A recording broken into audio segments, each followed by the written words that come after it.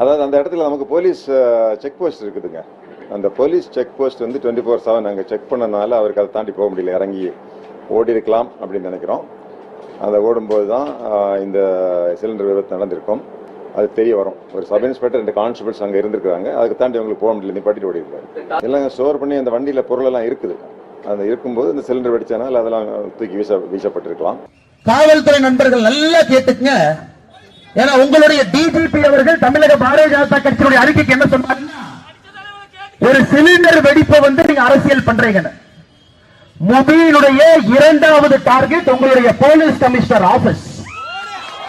உங்களுடைய police commissioner office. காவல்துறை நண்பர்கள் காக்கி போட்டுட்டு வீரமாக யார் இங்க நிக்கிறீங்களோ, நான் சொல்றதை நல்லா எழுதி வச்சிருக்கேன்.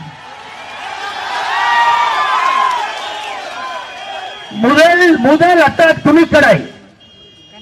7 அட்டாக் எழுதி வைக்கிறான் பேப்பர்ல. 7 அட்டாக் பண்ணணும். 7 பேர் 7 அட்டாக் பண்ணணும்.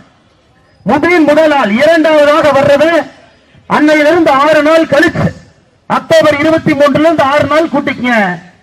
உங்களுடைய காவல்துறை கமிஷனர் அலுவலகத்திற்கு அதே வண்டியை கொண்டு வந்து வெடிக்க வைக்கணும். காவல்துறை நீங்க என்ன சொன்னீங்க? இது வந்து சிலிண்டர் வெடிச்சிருச்சு. முதலமைச்சர் சொல்றது அப்படியே கிளிப்புள்ளை மாதிரி. ஃபர்ஸ்ட் நீங்க செத்து போயிருப்பீங்க சார், நாங்க செத்து இருக்க மாட்டோம். நாங்க 2வது. காவல்துறை உடையை போட்டுக்கொண்டு யார் கோயம்புத்தூர் மாநகரத்தில் காவல்துறை நின்று கொண்டிருக்கின்றீர்களோ, நீங்க அக்டோபர் 29 நீங்க பஸ்மம் ஆயிருப்பீங்க. 23 நடந்தவுடன் பாரதிய ஜனதா கட்சி முதல் முறையா சொல்ல வேண்டிய கட்டாயங்க. இதை சொல்லித்தான் ஆகணும். முபின் 7 நிமிஷம் வீடியோ ரெக்கார்ட் பண்றான். ஐஎஸ்ஐஎஸ் கேலிஃபேட் சிரியால இருக்கிறான். வீடியோ ரெக்கார்ட் பண்ணி 7 நிமிஷம் வீடியோ விரைவில் அது வெளியே வரும். நீங்க பாப்பீங்க. அது வெளியிட்டா ரொம்ப தப்பா போய். அந்த வீடியோல சொல்றான் எப்படி கழுத்தை அறுக்க வேண்டும், இஸ்லாம் மதத்தை நம்பாதவர்களை கழுத்தை எப்படி அறுப்பது, எப்படி கொலை பண்ணணும், ஃபக்கீர் எப்படி கொலை பண்ணணும். 7 நிமிஷம் வீடியோ ரெக்கார்ட் பண்ணி அது பேரு பையத் அப்படிம்பாங்க. பையத் தீவிரவாதத்தில் ஐஎஸ்ஐஎஸ் அது பேரு பையத். ஒருக்கா நீங்க பையத் கொடுத்துட்டீங்கன்னா நீங்கள் உங்களை அர்ப்பணிக்கின்றீர்கள் என்று அர்த்தம். பையத் பண்றான். எப்ப பண்றாங்க? அக்டோபர் 19 4 நாளைக்கு முன்னாடி ஒருத்த பையத்து கொடுக்கிறான். 7 நாள் 7 நிமிஷம் வீடியோ போடுறான். வீட்டுல பேப்பர்ல டார்கெட் 7 டார்கெட்டை எழுதுறான். முதல் டார்கெட் ஆபரேஷனை காலையில 10:30 மணிக்கு பண்றதுக்காக 3 மணிக்கு வண்டி எடுத்துட்டு வர்றான். அக்டோபர் 29 உங்களுடைய போலீஸ் கமிஷனர் அலுவலகத்தை தகர்ப்பதற்கு 2வது உமர் ஃபரூக் குன்னூர்ல ஒளிஞ்சிருக்கான். ஆனா இங்க காவல்துறை நல்லா வேலை பார்க்கறீங்க சார். நல்லா வேலை பார்க்கறீங்க. நல்லா பார்க்கறீங்க. வயிறறிந்த முன்னாள் காவல்துறை அதே காக்கியை போட்ட கம்பீரத்தோடு நான் பேசுகின்றேன். நல்லா வேலை பார்க்கறேன். இத்தனை நாட்களாக மரியாதை. எப்பவுமே காவல்துறை என்றால் மரியாதை.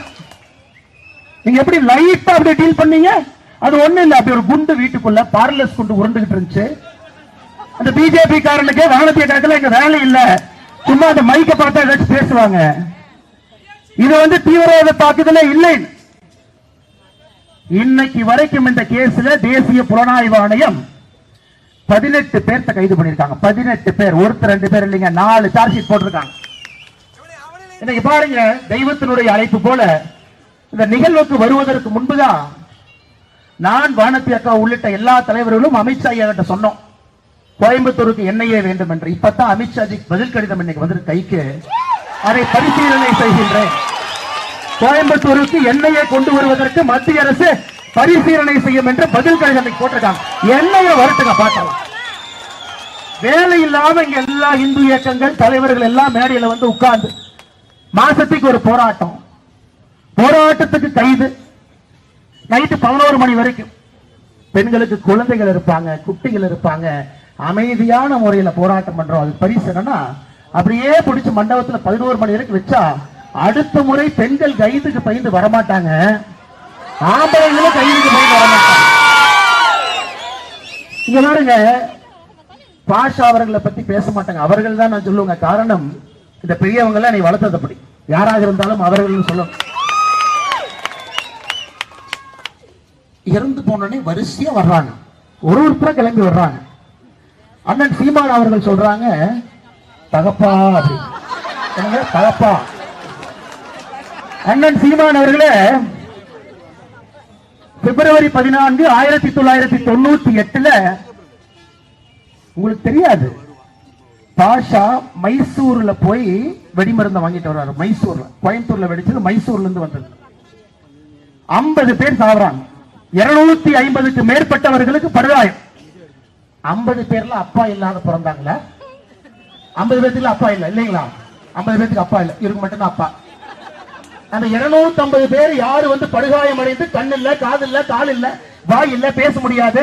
இன்னும் ஸ்பைனல்ல வந்து அந்த பார்லஸ் அந்த இது இருக்கு, ஷார்ப்னல் சொல்லுவாங்க. அவங்களுக்கெல்லாம் ஆணி, அவங்களுக்கெல்லாம் ஸ்பைனல் கார்டு இல்ல, தண்டுவடத்துல. பாஷா அவங்க உங்களுக்கு அப்பா. ஓட்டு பிச்சை எடுப்பது எப்படி என்று உங்களிடம் கற்றுக்கொள்ள வேண்டும். ஓட்டு பிச்சை. இன்னொருத்தர் வந்தார், யாரு? தனியரசு. அண்ணே, நீங்க கோயம்புத்தூர் வந்ததுக்கு நாங்க என்ன பண்ணிருக்கோம்னா, உங்க கட்சி பேர் சொல்ற நல்லா கேட்டுங்க, கொங்கு வெள்ளாளர் கவுண்டர் பேரவை, இதான் உங்க கட்சி. உங்க மாநில தலைவரை தூக்கிட்டு வந்து இங்க நிறுத்தி இருக்கோம், எஸ்.பி. ராஜேந்திரன்.